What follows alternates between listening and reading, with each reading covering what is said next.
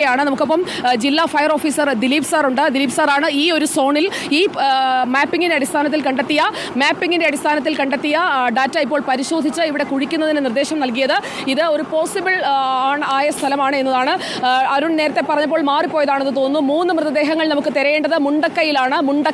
മുണ്ടക്കൈ ഭാഗത്ത് നമുക്ക് അർജുൻ മട്ടന്നൂരിലേക്ക് പോകാമെന്ന് തോന്നുന്നു. ഇതിനുശേഷം അർജുൻ മട്ടന്നൂരിന് അത് ലൊക്കേറ്റ് ചെയ്യാൻ കഴിയും. മുണ്ടക്കൈ ഭാഗത്ത് തെർമൽ ഇമേജിംഗിൽ 3 മൃതദേഹങ്ങൾ ഒരു വീടിന്റെ സ്ട്രക്ചറിന് താഴെ കിടക്കുന്ന രീതിയിലാണ് ആ 3 മൃതദേഹങ്ങൾ. 2 എണ്ണം വലുതും 1 ചെറുതുമാണ്. ഒരു കുടുംബത്തിലെ ആളുകളാകാനുള്ള സാധ്യതയാണുള്ളത്. അത് മുണ്ടക്കൈ ഭാഗത്താണ്. അത് ലൊക്കേറ്റ് ചെയ്യുന്നതേ ഉള്ളൂ ഏത് ഭാഗമാണെന്നുള്ളത്.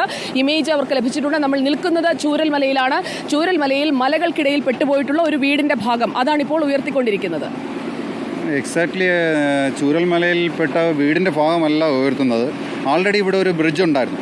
നമ്മൾ ഈ കല്ലുകളെല്ലാം മേളിൽ നിന്ന് 4 കിലോമീറ്റേഴ്സ് മേളിൽ നിന്ന് വന്ന് പതിച്ചതാണ്. അപ്പോൾ ഇത്രയും എനിക്ക് തോന്നുന്നു എബൌട്ട് ഒരു 12 to 15 ഫീറ്റ് മഡ് കൊണ്ട് നിറഞ്ഞിട്ടുണ്ട്.